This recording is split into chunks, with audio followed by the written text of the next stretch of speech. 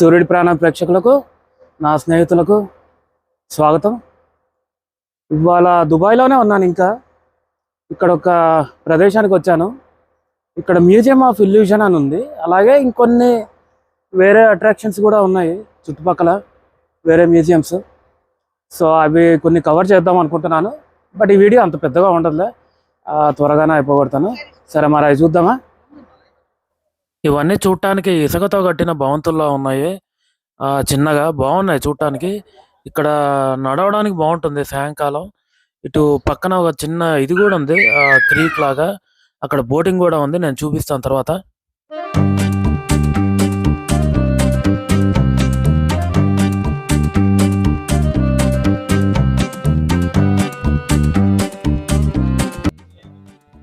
ఈ ప్రదేశం అంతా చూస్తుంటే చాలా చారిత్రాత్మక ప్రదేశం లాగా కనపడుతుంది. ఒకప్పుడు కట్టడాలు మట్టితోని వెనకాల చూడొచ్చు. అవన్నీ మట్టితోని కట్టడాలు, ఈ దుకాణాలు అన్నీ ఇంకా అప్పటి నుంచి అలాగా వీళ్ళు మెయింటైన్ చేస్తూ వస్తున్నారు. మొత్తం లోపలికి వెళ్ళి డీటెయిల్గా చూపిస్తాను మీకు ఏమేమి ఉంటాయి ఇక్కడ ఏంటనేసి. మొట్టమొదట మనం చూడబోయే ప్రదేశం Aladdin treasures. Aladdin treasures art gallery, free admission. దీనికి ఏమీ డబ్బులు లేవంట. చూసొద్దాం ఎలా ఉంటుందో. అల్లాదిన్ ట్రెజర్స్, నిధులు. ఏం నిధులు ఉంటాయో చూద్దాం పదండి. దానికి గైడ్ ఉండాలంట లోపలికి వెళ్ళటానికి. ఏవైతే ఉన్నాయో ఆర్ట్ గ్యాలరీ, దానికి గైడ్ వచ్చిన తర్వాత మళ్ళీ మనం వెళ్దాం. అప్పటి వరకు ఇంకోటి వెళ్దాం. ఇక్కడ కాశ్మీరీ ఎంపోరియం కూడా ఉంది. షాల్స్ అలాంటివి అమ్ముతున్నారు. మొట్టమొదటిగా మన ఏ పర్యాటక ప్రదేశంకి వెళ్ళినా కూడా షాపింగ్ అనేది తప్పనిసరిగా చూస్తాం మనము. ఇక్కడ కూడా చాలా ఉంది షాపింగ్, మీరు చూడొచ్చు. టర్కిష్ ఐస్ క్రీమ్ కూడా ఉంది ఇక్కడ. ఇక్కడ చాలా కనపడుతుంది దుబాయ్లో. చాలా చోట్ల చూశాను టర్కిష్ ఐస్ క్రీము. ఇది మన రాజస్థానీ ఆర్ట్లా ఉంది. ఇది అలా రాజస్థానీ కళలా ఉంది. ఇది చౌకీదాని. చౌకీదాని అంటే ఎవరికైనా అర్థం తెలుస్తా చెప్పండి. ఈ వెనకాల బోటింగ్ కూడా ఉంది. దాని తర్వాత బోటింగ్ కూడా ఒకటి వెళ్దాము. మీరు గమనిస్తే కనుక ఈ ప్రదేశం చాలా నీట్గా ఉంది. ఎక్కడ చెత్త ఏమీ లేదు. ఇక్కడని కాదు, నేను దుబాయ్లో ఎక్కడ చెత్త చూడలేదు పెద్దగా. చాలా నీట్గా ఉంది మొత్తం సిటీ అంతా కూడా. చాలా ఉన్నాయి దుకాణాలు షాపింగ్ చేయాలనుకుంటే. ఇక్కడ ఉన్నట్టుంది. మేము వచ్చింది ఇది చూడటానికి, కానీ అనుకోకుండా ఇక్కడ వేరే చూసే ప్రదేశాలు చాలా ఉన్నాయి. Museum of illusions. భ్రమ కలిగి చూద్దాం. మనం భ్రమలోకి వెళ్తామా లేదంటే మనం భ్రమలో నుంచి బయటకు వస్తామా అనేది లోపలికి వెళ్తే మనకు అర్థం అవుతుంది. మీకు ఒకటి చూపించాలి. ఇక్కడ స్టార్ బక్స్ అనేది జనరల్గా పెద్ద పెద్ద మాల్స్లో అలా ఉంటుంది.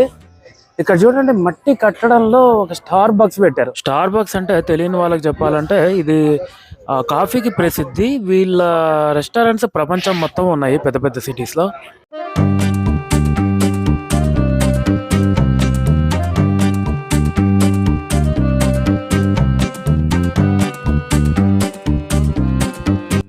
మ్యూజియం ఆఫ్ ఇల్యూషన్ ఎంట్రన్స్ ఇక్కడ ఉంది. లోపలికి వెళ్దాం. ఇదంతా కూడా మట్టి కట్టడంలా ఉంది. నాకైతే బాగా నచ్చింది ఈ ప్రదేశం.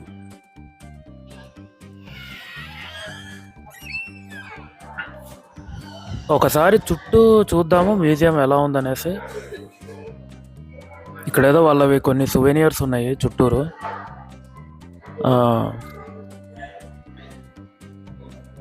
వాళ్ళ టీషర్ట్స్ ఉన్నాయి. Hello, how much for family of 4? 150 sir. Okay. So 250 దిరమ్లు నలుగురికి, ఒక ఫ్యామిలీకి. ఇప్పుడు మా ఫ్యామిలీ కూడా ఉంది కాబట్టి నలుగురికి తీసుకుంటాను. సో ఒక ఫ్యామిలీ టికెట్ తీసుకున్నాను నేను. నలుగురు వెళ్ళొచ్చు. ఒక సుమారుగా గంట వరకు పట్టుద్దంట లోపల తిరగడానికి.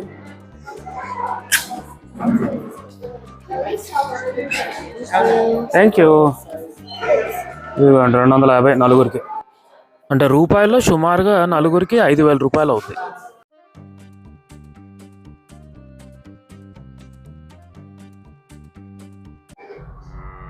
హాంటెడ్ హౌస్కి వచ్చాము. మొత్తానికి నేను దెయ్యంలా కనపడుతున్నాను. దెయ్యం అంటారో భూతం అంటారో దీనికి తెలియదు, ఏమో చెప్పండి కామెంట్లో. ఇది విచిత్రంగా ఉంది. ఇటు చూస్తుంటే త్రికోణం ఆకారంలో ఉంది, ఇటు మనకి స్క్వేర్ ఆకారంలో ఉంది. మధ్యలో అద్దం పెట్టి అలా చేశారు.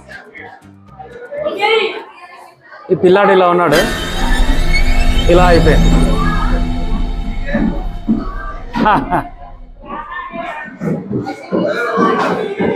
ఇదిగోండి,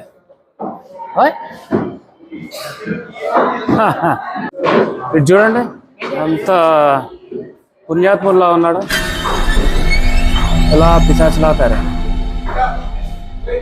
ఇక్కడ మీరు చూస్తే బాబు కుర్చీ మీద కూర్చున్నట్టున్నాడు. ఒక్క క్షణం గమనించండి. ఇక్కడ ఒక పాప నడుచుకుంటూ వెళ్తుంది చూడండి.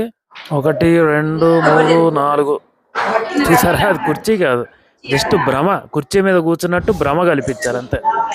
ఇప్పుడు వివరంగా చూద్దాం. ఇది చూడండి, మా అమ్మాయి ఒక చెక్క మీద కూర్చున్నట్టుంది. ఇక్కడ 3 బద్దలు ఉన్నాయి. ఒకవేళ ఇక్కడి నుంచి చూస్తే కనుక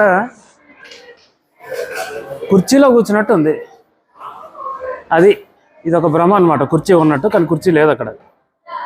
ఇక్కడ ఒక భ్రమ చూడండి. ఈ రెండిట్లో ఏది పెద్దగా ఉంది? ఎవరైనా ఎడం వైపుది పెద్దదని అంటారు, కానీ చూద్దామా ఏది పెద్దగా ఉందో. ఒక పుల్ల తీసుకున్నాను, ఇది కరెక్ట్గా దీంట్లో పట్టింది. దీంట్లో కూడా కరెక్ట్గా వచ్చింది, అంటే 2 ఒకటే ఉన్నాయి. అది భ్రమ. సిమెట్రీ రూము అంటే ఒక వస్తువు ఇద్దరిలాగా కనపడటం, ఒక మనిషి ఇద్దరిలాగా కనపడటం. ఇక్కడ ఒక భ్రమ చూడండి, చూస్తుంటే మొహం బయటకు వచ్చినట్టుగా ఉంది, కానీ నేను చెయ్యి పెడితే మొహం లోపలికి ఉంది, బయటకు కాదు.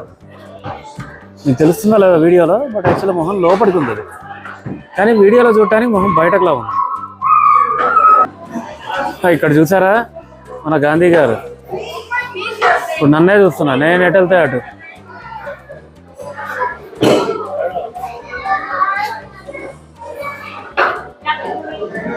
సంతోషంగా ఉంది మన గాంధీ గారిని దుబాయ్లో చూడటం.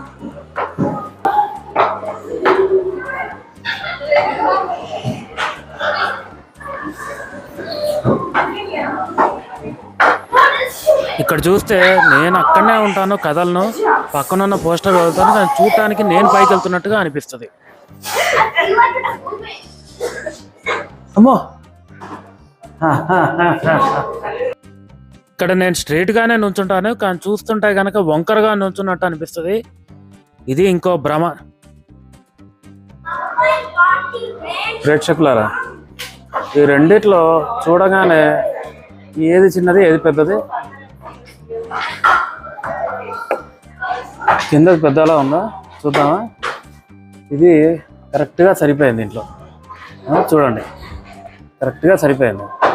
ఇక్కడ పెడితే ఇది కూడా కరెక్ట్గా సరిపోయింది. అది భ్రమ. ఒక సైడ్ నుంచి ఏమీ లేదు, ఇలా ముందుకు రాగానే మళ్ళీ కనపడుతుంది, మళ్ళీ సైడ్ నుంచి ఏమీ లేదు.